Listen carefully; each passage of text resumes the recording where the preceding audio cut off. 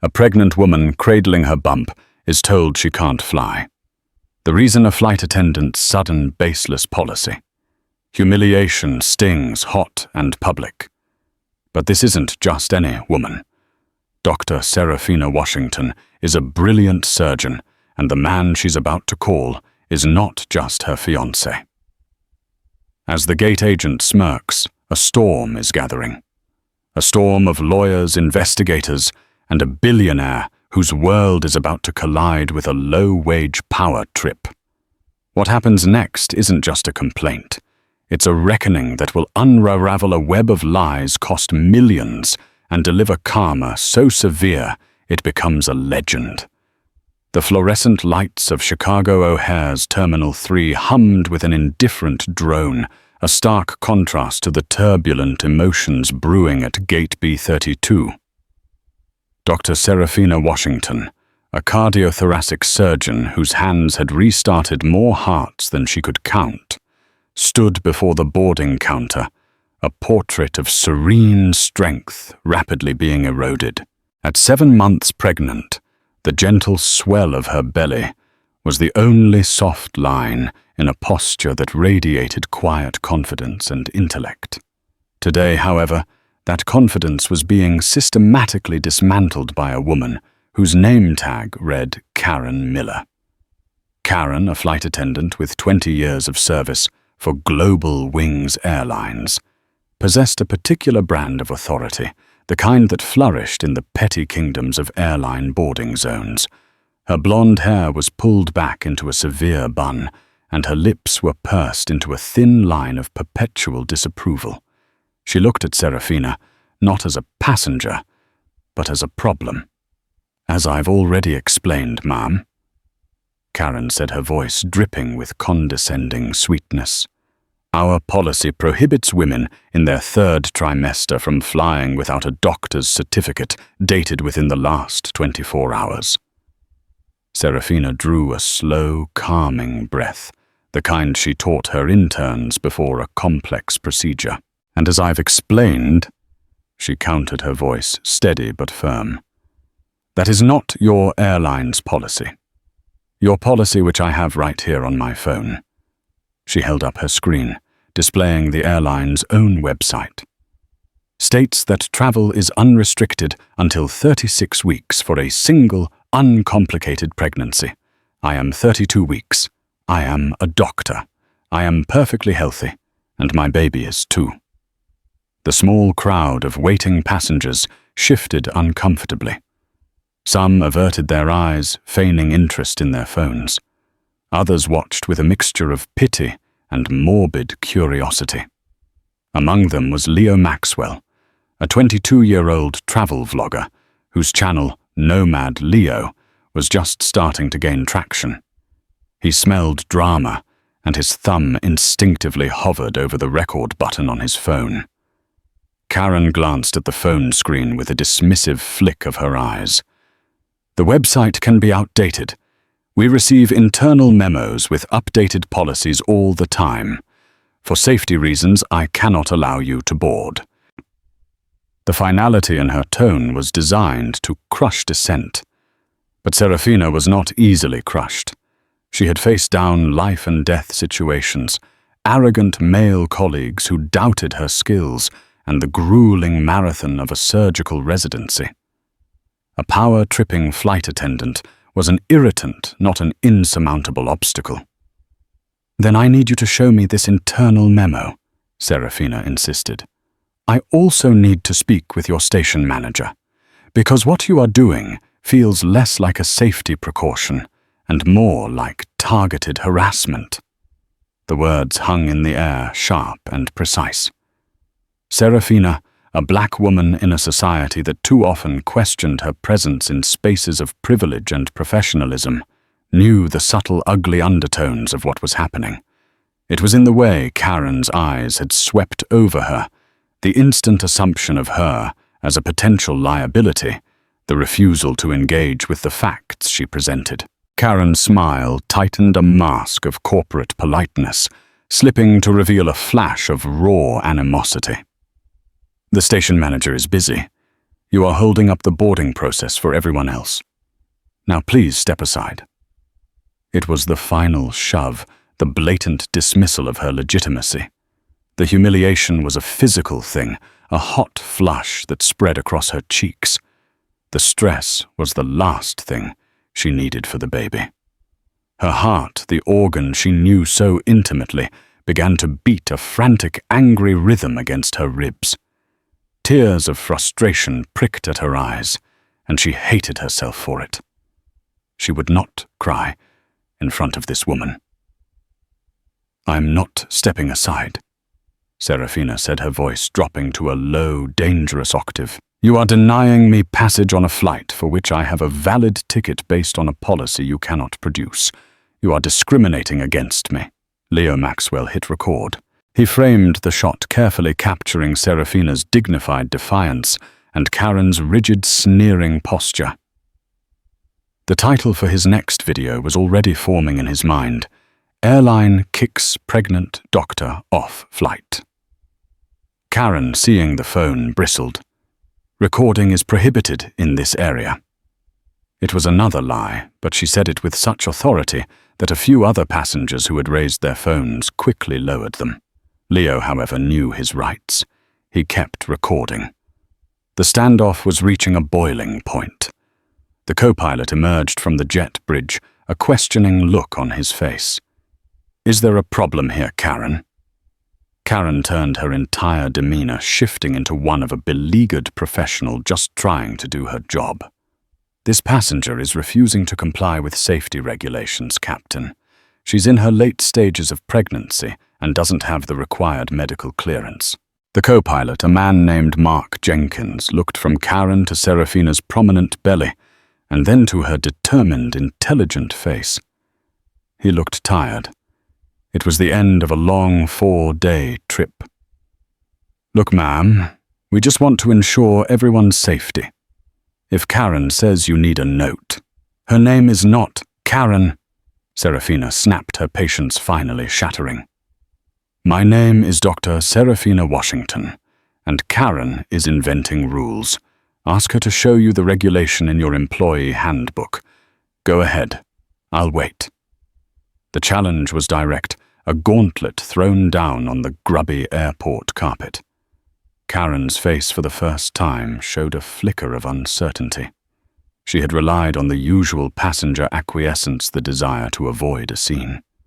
She had not counted on a passenger who was a high-level professional who knew how to dismantle a weak argument and who refused to be intimidated. "I don't have time to dig through the handbook," Karen blustered. "My professional judgment is that it's a risk." "Your professional judgment..." Seraphina's laugh was short and sharp, devoid of humor. "You are trained to serve drinks and demonstrate how to use a life vest. I am trained to perform open-heart surgery. My professional judgment tells me I am fit to fly. Whose judgment do you think holds more weight in a matter of health?"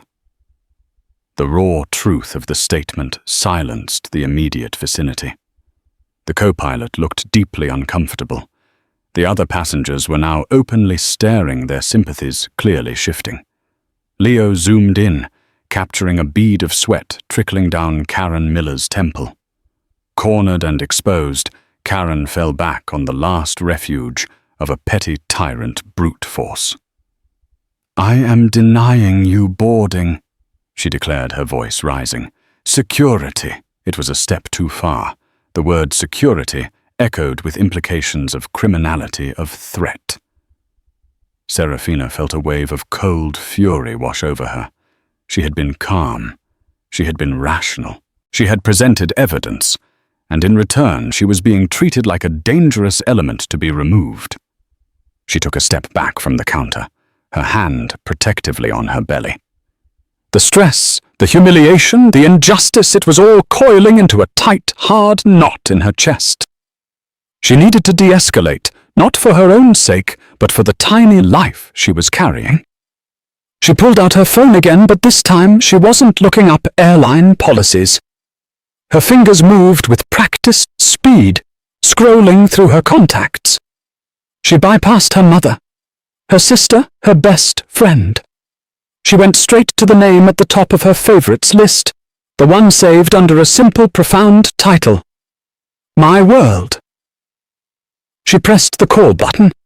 As the phone began to ring, she met Karen Miller's triumphant gaze with a look of her own, a look that promised a reckoning, a look that said, "You have no idea who you just did this to."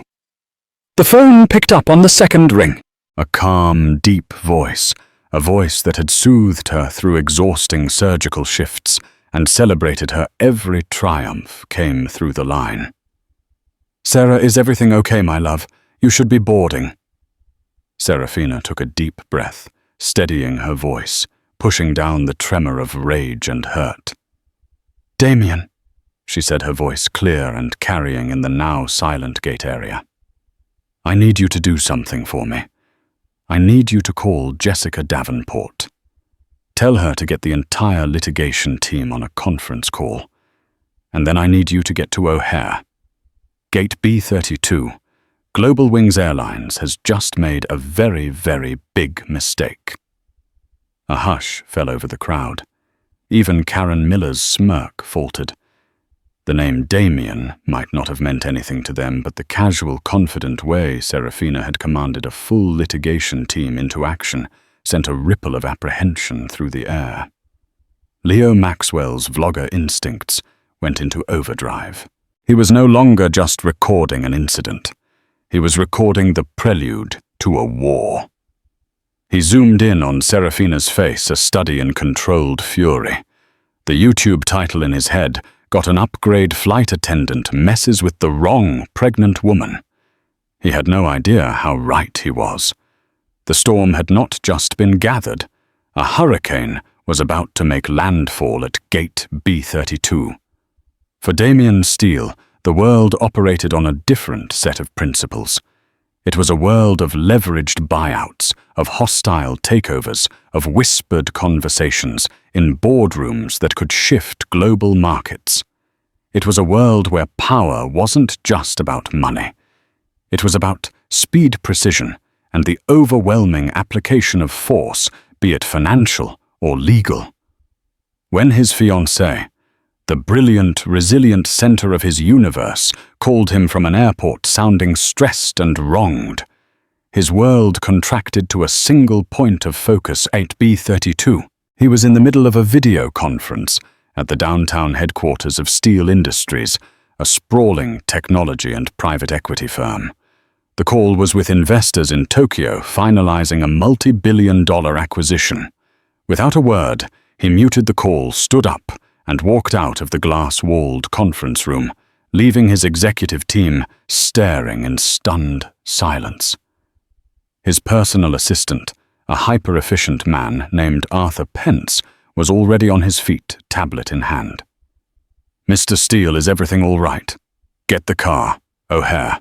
Now." Damien commanded, his voice a low growl. He was already dialing. "And get Jessica Davenport on my line. Tell her it's a code red." Code red was a designation reserved for the most critical, time-sensitive corporate or personal crisis. It meant drop everything. It meant the full, formidable resources of Steele Industries' legal department and its external counsel were to be mobilized immediately. Jessica Davenport was the head of litigation at one of Chicago's most feared law firms, Sterling Davenport and Finch. She was a shark in a Chanel suit, a legal predator whose reputation for dissecting witnesses and shredding weak arguments was legendary.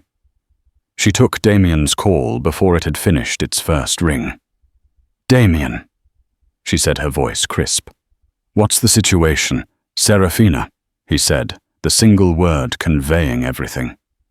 "O'Hare, Gate B32, Global Wings Airlines.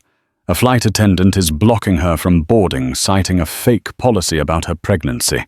She's being harassed and publicly humiliated. I want the cavalry." Jessica's mind worked like a supercomputer. "On it. I'm dispatching 2 associates from our downtown office to the airport immediately. They'll be her shadow until I get there. I'm bringing David Chen, our top employment and discrimination litigator. We'll be there in 30 minutes. Tell Seraphina not to say another word to them. Tell her to sit down, stay calm, and let the associates handle it if anyone approaches her. Is there a record of the incident? A vlogger is filming it, Damien said, a grim satisfaction in his voice. Excellent, Jessica purred. That's our evidence. We're on our way.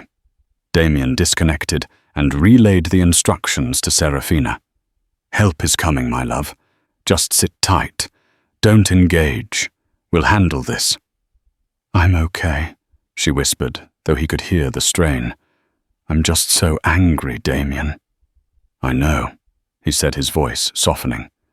And they're going to be very, very sorry for making you feel that way. He hung up and strode through the gleaming lobby of his building, a man on a mission. The sleek black armored sedan was already waiting, its engine humming. As he slid into the plush leather interior, he made one more call to the head of his corporate intelligence division, a former Mossad agent named Gavriel Cohen. Gavriel, Damien said, I need everything you can find on a Global Wings Airlines flight attendant. Name is Karen Miller, based out of Chicago. I want her work history, her disciplinary record, her social media, her financial situation, her dog's name. Everything. I want to know who she is, what her pressure points are, and if she's ever done this before. I want it in the next hour. Consider it done, Gavriel replied, the line going dead.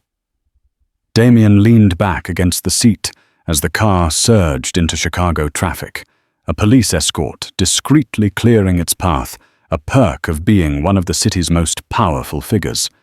He was not just a billionaire, he was a force of nature when provoked. And Karen Miller, in her petty fiefdom at Gate B32, had just provoked him in the most profound way possible. She had hurt the woman he loved. Back at the gate, the atmosphere was thick with tension. Seraphina had followed Damien's instructions, taking a seat away from the counter. She sipped a bottle of water. Her focus turned inward on the tiny flutters in her womb, a reminder of what truly mattered. She ignored the stares and whispers. Karen Miller, meanwhile, was trying to regain control. She had called security, but the two airport police officers who had arrived, Officers O'Malley and Diaz, were seasoned veterans.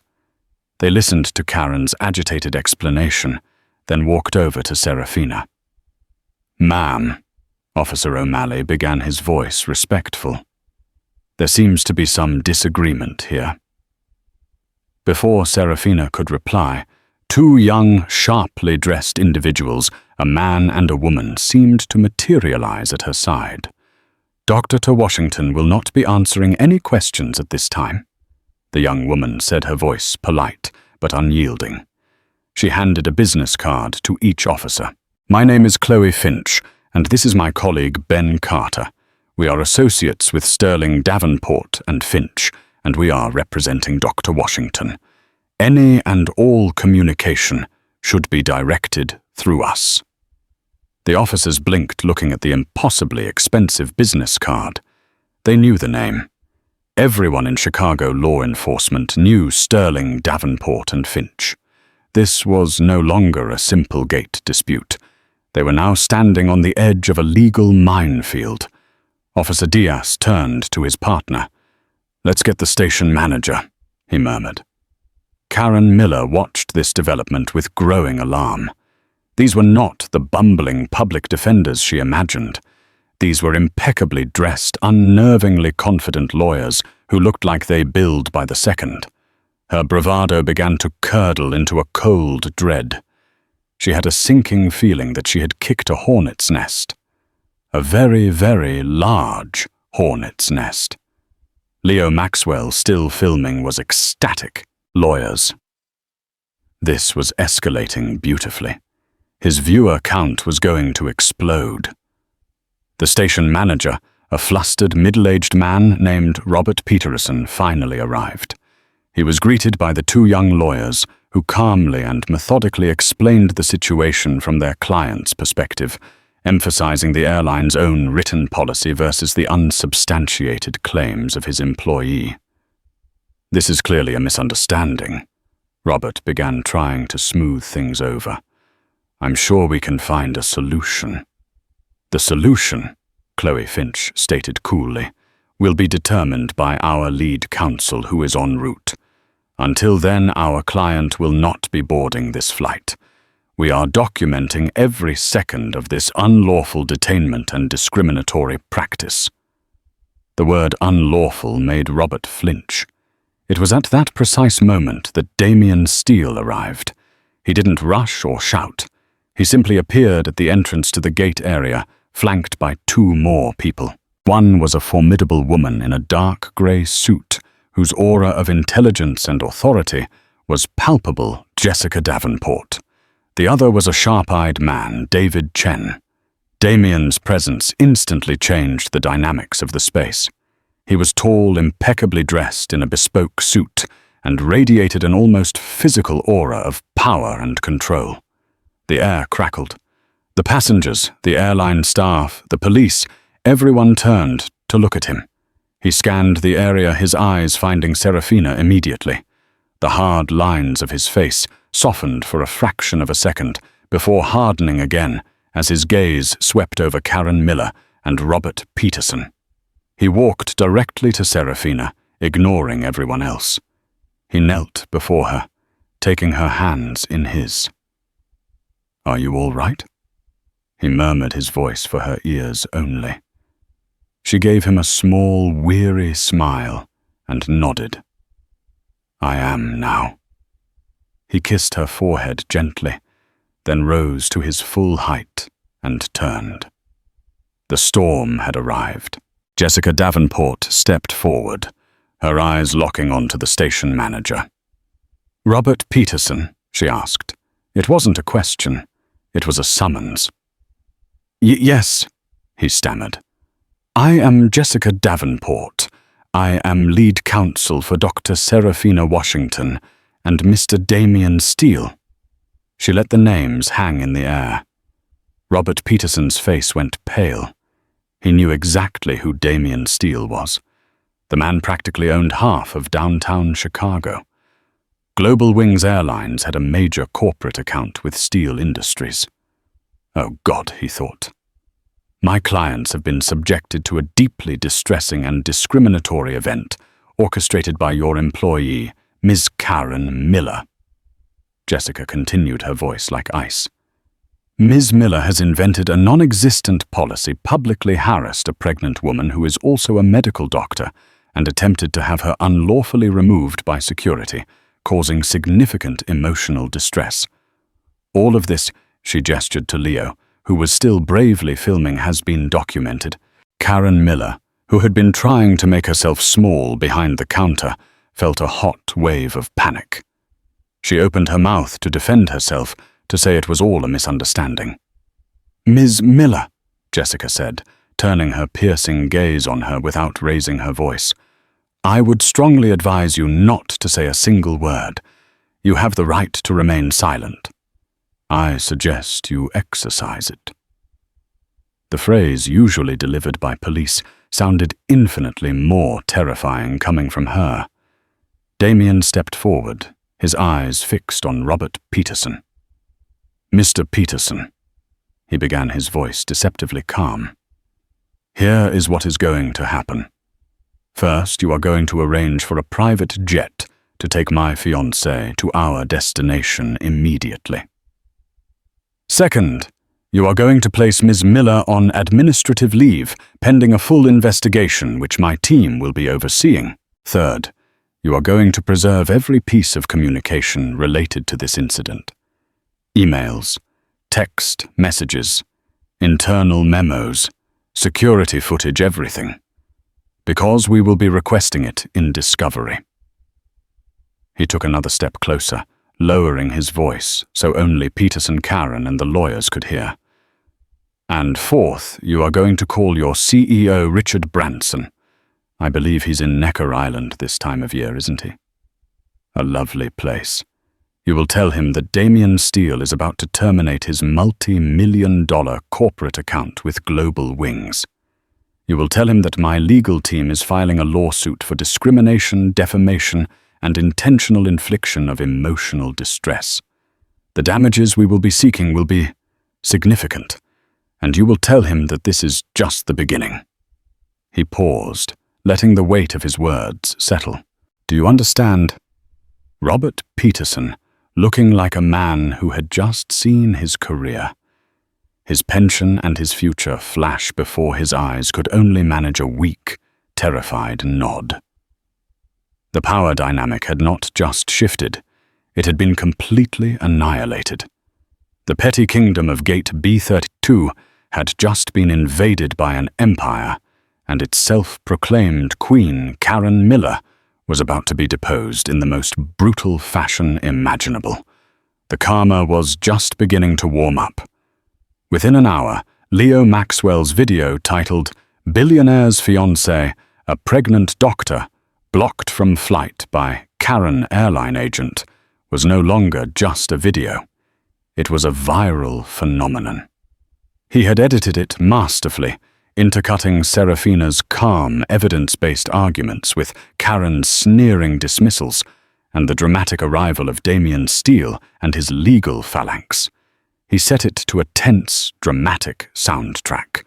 The video hit Reddit, then Twitter, and from there it exploded across the global media landscape. By the time Seraphina and Damien were comfortably seated in the Gulfstream G650 that Damien had arranged, the story was the lead item on news websites worldwide.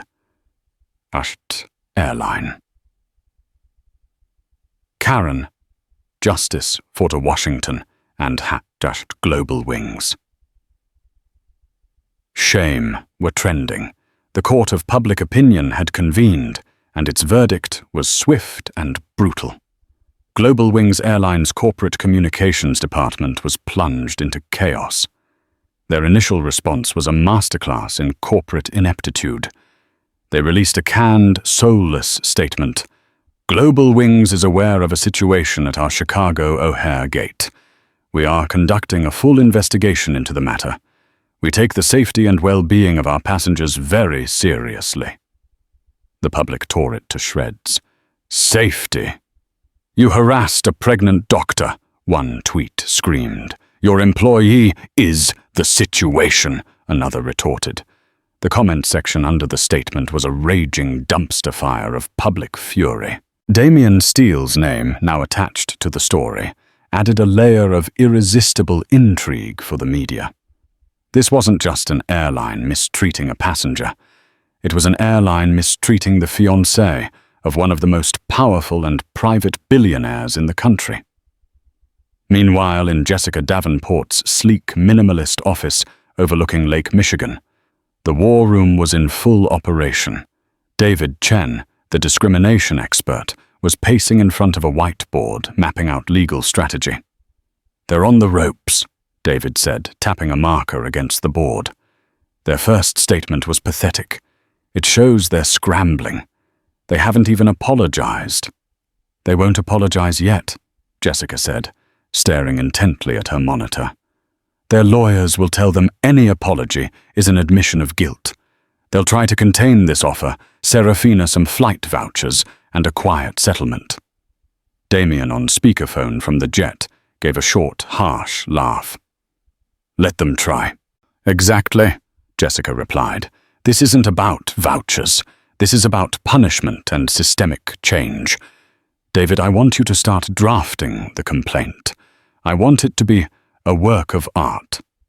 Detail every microaggression, every lie, every moment of humiliation.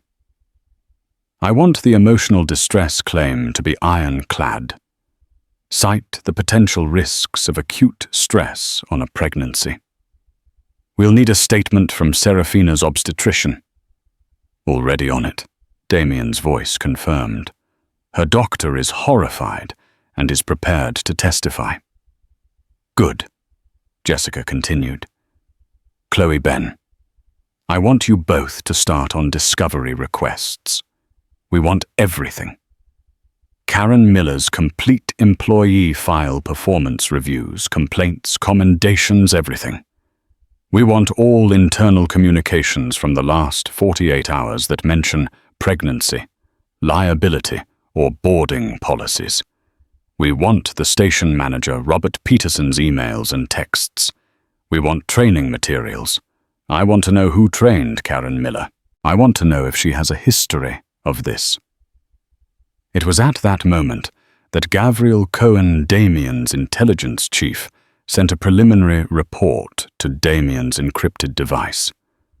Damien read it aloud to Jessica. Okay, get this, Damien said. Karen Miller, divorced. In some financial trouble, mortgage is underwater. 2 formal complaints filed against her by passengers in the last 5 years for rude and unprofessional conduct, both dismissed by HR with a simple verbal warning. Her social media is a cesspool. Private Facebook group posts are filled with rants about entitled passengers and veiled racial commentary. She's a classic case of a bitter person with a small amount of power who enjoys wielding it against people she resents. That's gold, pure gold, David Chen breathed. It establishes a pattern of behavior and potential prejudice. This wasn't a one-off mistake.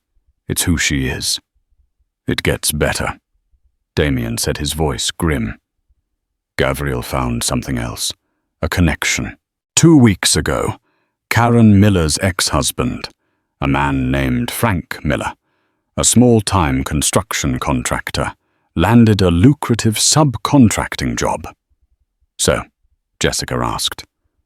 The job is with a subsidiary of a company called Concordia Development, Damien explained. A silence fell over the call. Concordia Development was not just any company. It was the primary rival of Steele Industries in the bidding war for the massive Lincoln Yards Urban Renewal Project, a multi-billion-dollar deal that would reshape a huge swath of Chicago. The final bids were due in 3 days. The CEO of Concordia was a ruthless old money tycoon named Marcus Thorne, a man Damien knew to be utterly without scruples. That can't be a coincidence, Jessica stated, her mind racing through the implications. It's too perfect. A public scandal involving Damien Steele's fiancé, designed to paint him as aggressive and litigious right before the final bids are due. It's a classic smear campaign. Marcus Thorne is capable of it, Damien said. He plays dirty, but it's a hell of a leap. How could he possibly orchestrate something so specific at a random airport gate? He wouldn't need to orchestrate it directly, David Chen mused. He just needs to light a fuse. They find a disgruntled, prejudiced employee in a key position.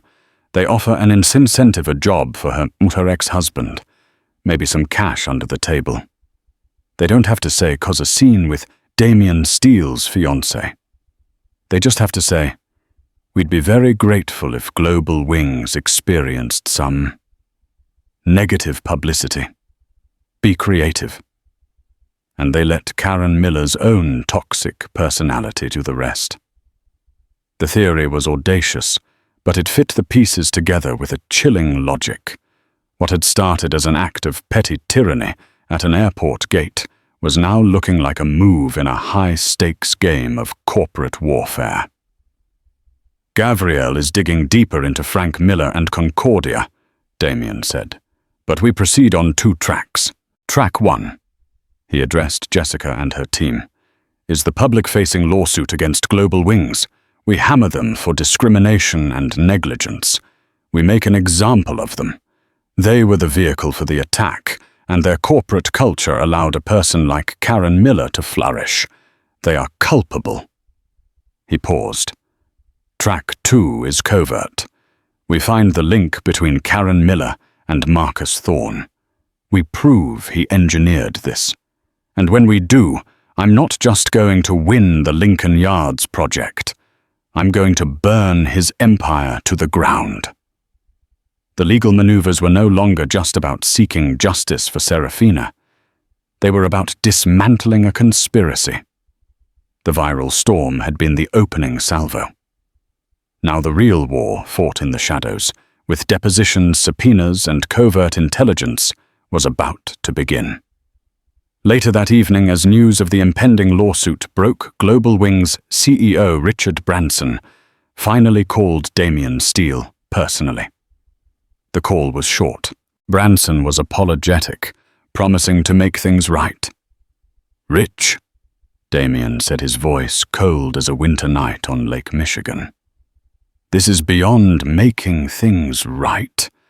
Your company either harbored a virulent racist and allowed her to abuse passengers, or your company is so incompetent that it can be used as a weapon by my corporate rivals to attack my family.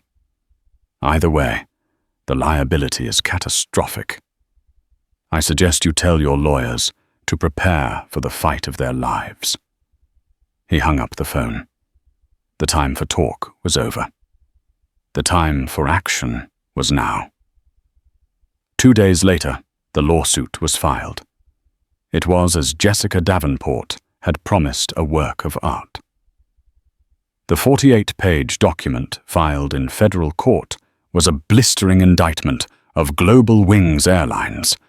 It detailed not only the events at Gate B32, but also cited Karen Miller's history of complaints and her racially charged social media activity, which Gabriel Cohen's team had meticulously archived.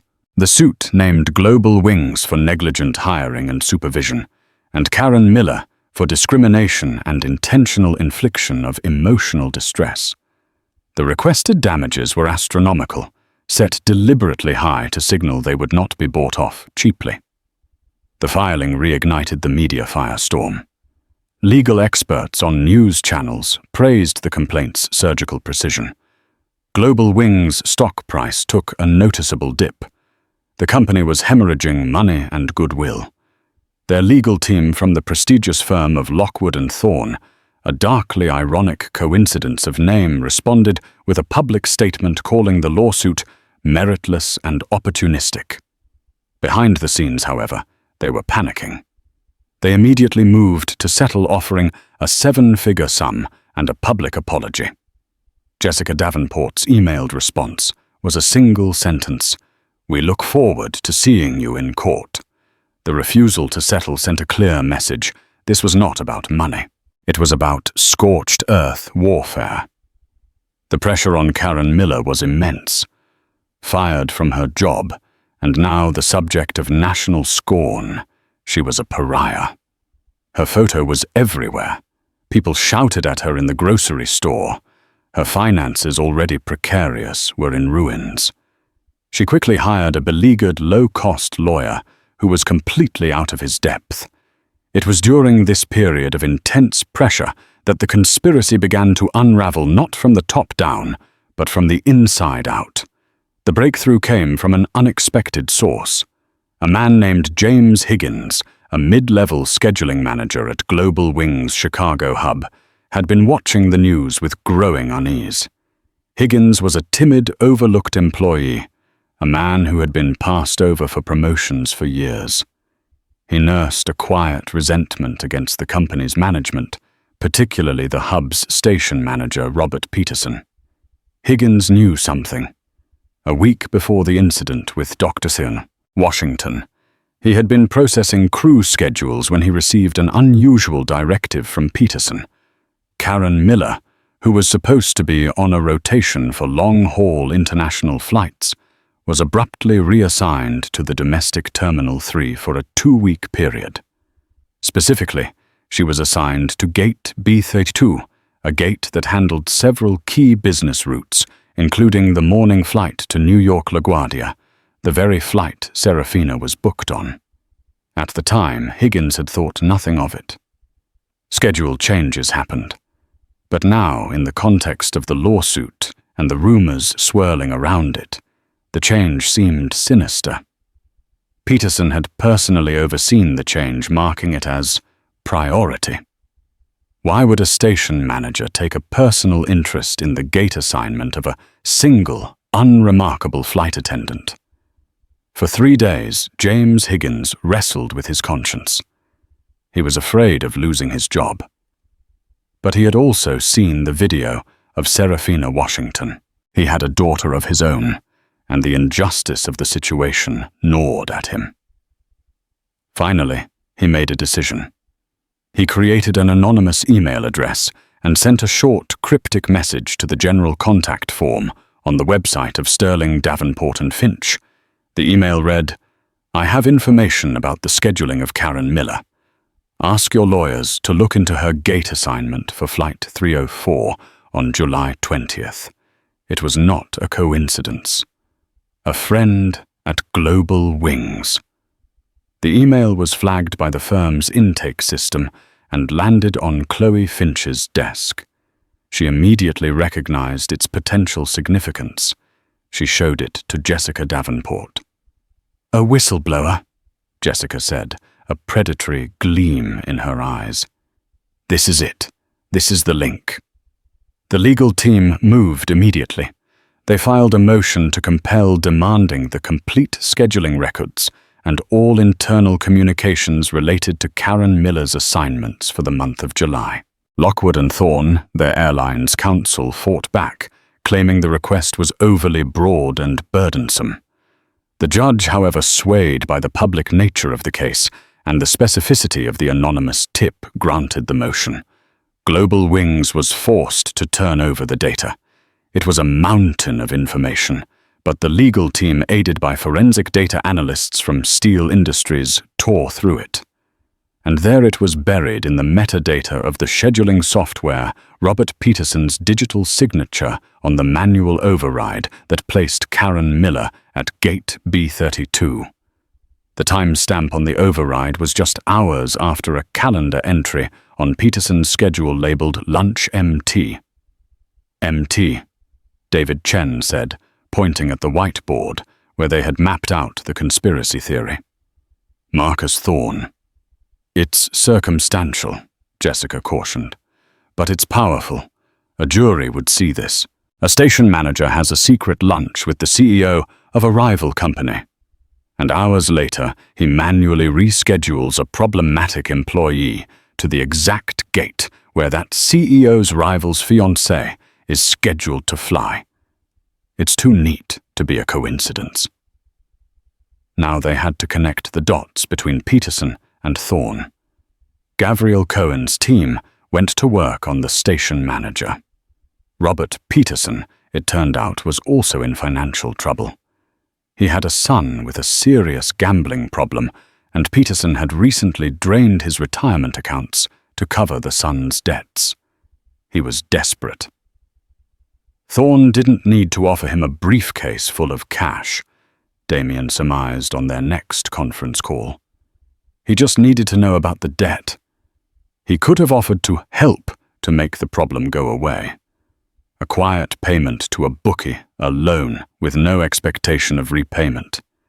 In return, all Peterson had to do was a little rescheduling. The theory was solid, but they needed proof. They needed Robert Peterson to flip. Jessica decided it was time to apply some pressure. She scheduled a deposition for Robert Peterson. It was a calculated move. Depositions are sworn testimony, and lying under oath is perjury a felony. She wanted to put him in a small room with his own lawyers and confront him with the evidence they had. She wanted to see if he would crack. Before the deposition, however, Jessica made another move. She had Chloe Finch track down James Higgins, the whistleblower. After assuring him of full protection under whistleblower laws and a promise from Damien Steele of a new, better-paying job waiting for him, Higgins agreed to talk. He provided a sworn affidavit detailing Peterson's unusual interest in Miller's schedule and his own suspicions. They now had a corroborating witness. The net around Robert Peterson was tightening. The deposition was scheduled to take place at the offices of Sterling, Davenport and Finch. It was neutral ground they controlled. The day before, Jessica met with Seraphina and Damien. Seraphina. I want you to be there, Jessica said. You don't have to say a word. I just want you to sit at the table next to me. I want Robert Peterson to look you in the eye as he tries to lie about what he did. Seraphina, her initial fury, now channeled into a cold resolve, agreed. I'll be there. Damien looked at Jessica. What about Marcus Thorne? We're not ready for him yet, Jessica replied. First we break Peterson. Once he flips and gives us Thorne, we go for the kill. We'll use his testimony to get a subpoena for Thorne's personal financial records. That's where we'll find the payment. The stage was set for the next act. It would not be fought on social media or in the press, but in the sterile, high-stakes environment of a deposition room. It was here, under the harsh glare of legal scrutiny, that the conspiracy would either be cemented or fall apart. The fate of the lawsuit and Damien Steele's private war against Marcus Thorne now rested on the weak shoulders of a compromised, desperate airline manager. The conference room at Sterling Davenport and Finch was a theater of power meticulously designed to suffocate opposition. Dark mahogany, smoked glass, and a vast reflective table created an atmosphere of cold corporate gravity. On one side, Robert Peterson, the former station manager for Global Wings, sat hunched and pale. He looked less like a deponent and more like a patient awaiting a terminal diagnosis, flanked by two anxious lawyers from the firm, Lockwood and Thorne.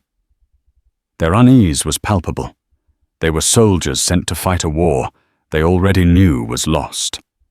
On the other side of the polished expanse sat a tableau of formidable resolve. Jessica Davenport commanded the head of the table, her posture radiating a calm, lethal confidence. Beside her, David Chen had his files and exhibits arranged with the precision of a battlefield general. And to Jessica's left, embodying the very soul of the conflict, was Dr. Seraphina Washington. Her pregnancy was a quiet but powerful declaration of life and vulnerability, a stark contrast to the sterile legal proceedings. She sat with an unwavering dignity, her presence more potent than any spoken threat. Damien Steele had been strategically kept away, a decision made to frame the confrontation, not as a billionaire's vendetta, but as a righteous demand for accountability. A silent court stenographer, fingers poised, completed the scene. This deposition is now on the record, Jessica announced, her voice slicing through the tense silence. Mr. Peterson, you are under oath. Lying under oath is perjury, a felony punishable by prison. Do you understand? Yes. Peterson whispered, his voice barely audible. Jessica began, with a disarming gentleness, establishing the mundane facts of his employment and duties. For 20 minutes, she walked him through his career, lulling him into a rhythm of simple answers. His lawyers began to relax, believing this might just be a procedural formality. They were wrong. The pivot, when it came, was sharp and merciless. Mr. Peterson, let's turn to Karen Miller, Jessica said, her tone hardening. You were her supervisor. Were you aware of 2 prior formal complaints filed against her for grossly unprofessional conduct? Peterson's lawyer reflexively objected, citing relevance. It speaks directly to a known pattern of behavior and our claim of negligent supervision, counsel, Jessica countered, her eyes never leaving Peterson. It's foundational. Please answer the question, Mr. Peterson. Trapped, Peterson stammered. I think I recall one. Vaguely. A document slid across the gleaming table.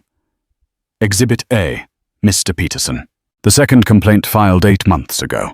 The disciplinary report recommending a token verbal warning bears your signature. Is this your signature? Peterson stared at the undeniable proof. Yes.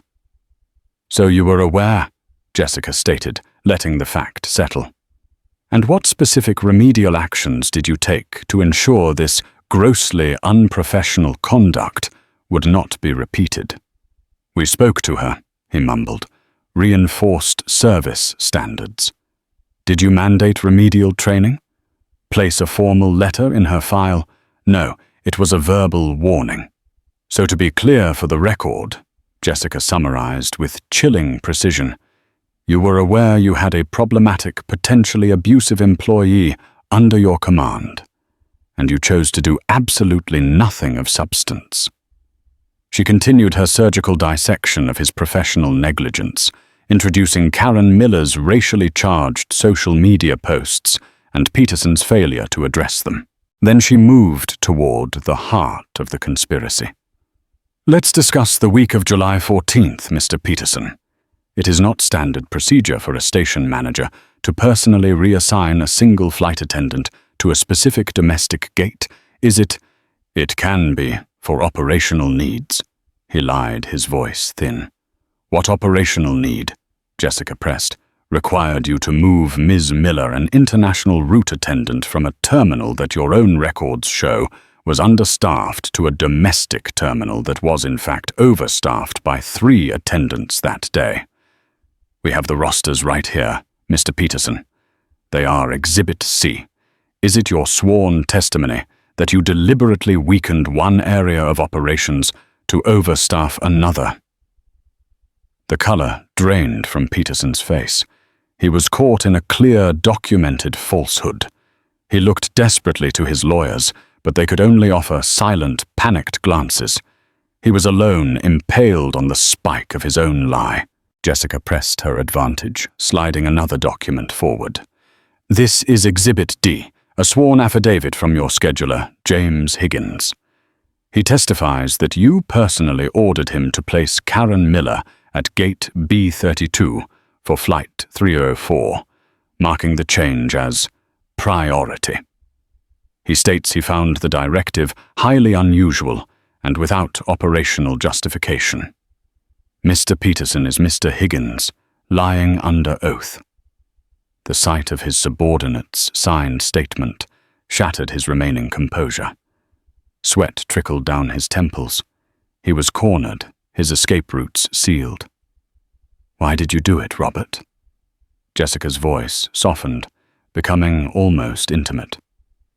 You can continue to lie to protect the man who put you in this chair, or you can tell the truth. Your airline's lawyers are here to protect Global Wings, not you. They will sacrifice you. Perjury carries jail time. Right now, this is your only way out. Tell us the truth.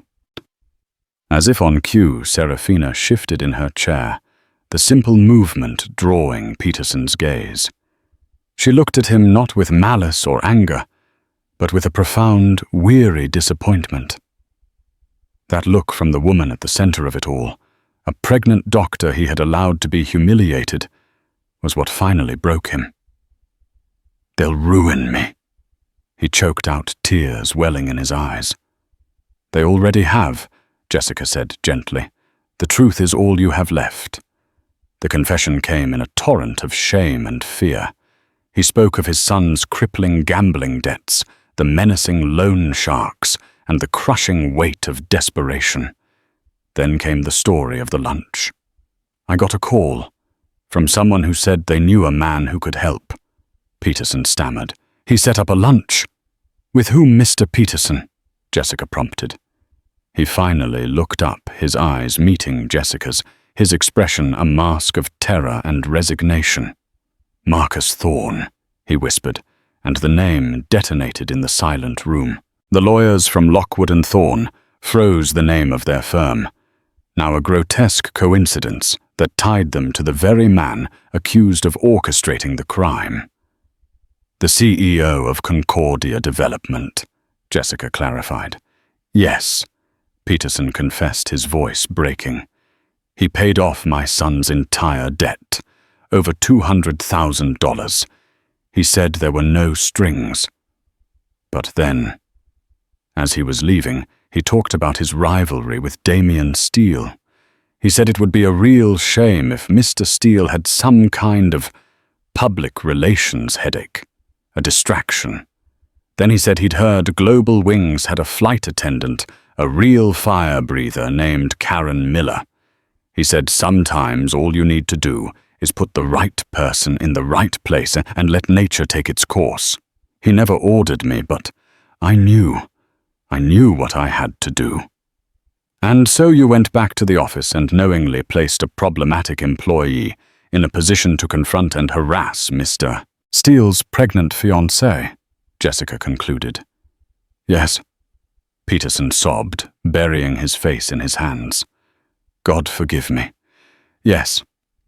The confession was absolute. The conspiracy was laid bare. Jessica looked at the stenographer. We are off the record. She then turned to Peterson's stunned lawyers. Your client has just confessed to conspiracy and has become our star witness. We will be amending our suit to include a RICO claim, naming Marcus Thorne and Concordia Development as co-defendants. I suggest you advise Global Wings to settle immediately, because the alternative is corporate extinction.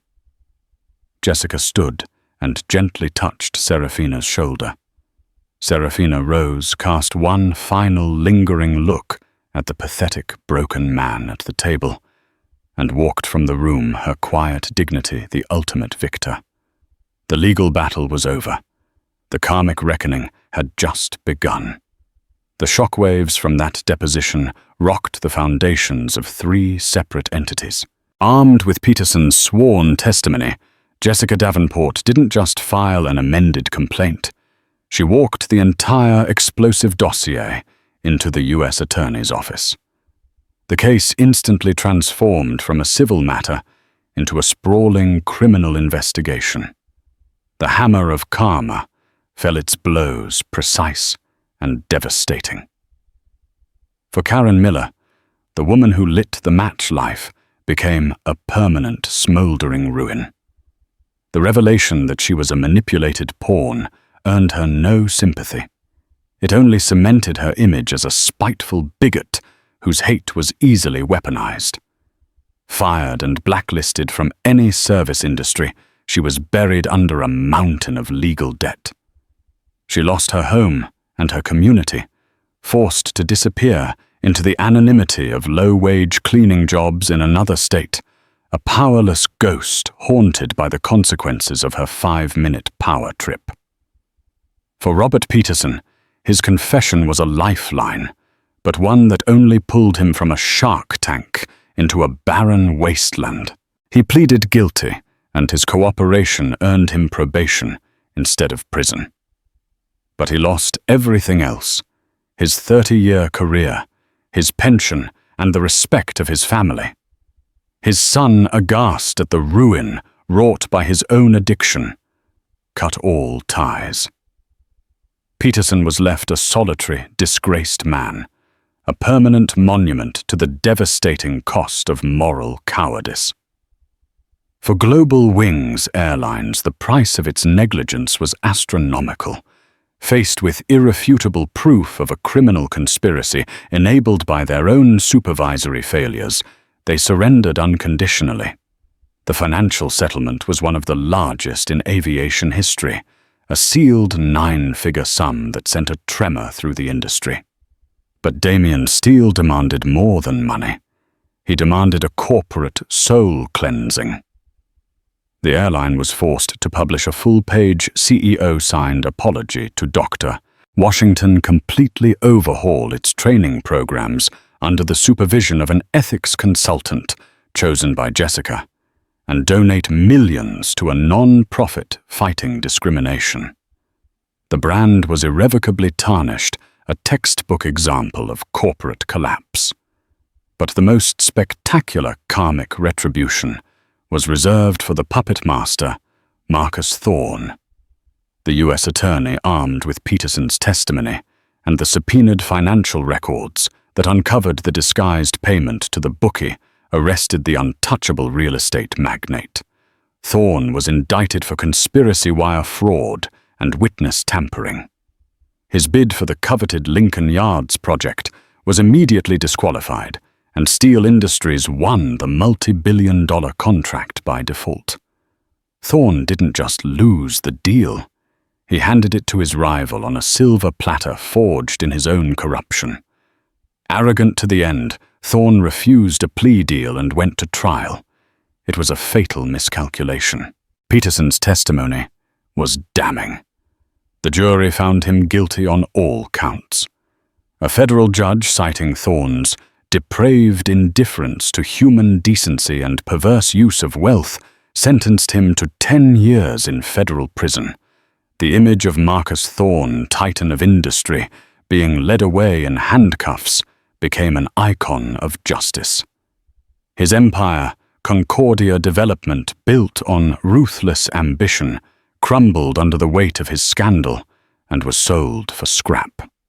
Months later, in a quiet, sunlit nursery, Seraphina and Damien watched their infant daughter Hope sleep peacefully. The storm had passed. The ugly episode at Gate B32 had inadvertently exposed a rot that ran to the very top of Chicago's corporate ladder. A flight attendant's prejudice, a manager's weakness, and a billionaire's greed had been met with an unyielding demand for justice. And the universe, aided by a team of brilliant lawyers and the unwavering love of two people, had balanced its books with a brutal and deeply satisfying finality. That, my friends, is what happens when you mistake kindness for weakness. It's a story about how a single act of prejudice at an airport gate can unleash a hurricane of consequences, tearing down everyone from the person who threw the first stone to the shadowy figure who paid for it.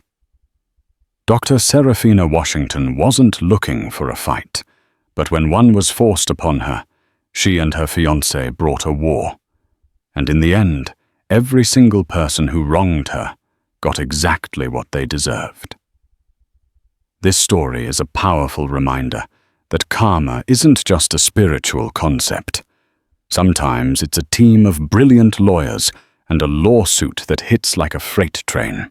If this story of ultimate justice resonated with you, please hit that like button. Share it with someone who needs to see karma in action, and subscribe to the channel for more true stories where the powerful are held accountable and the deserving get their vindication.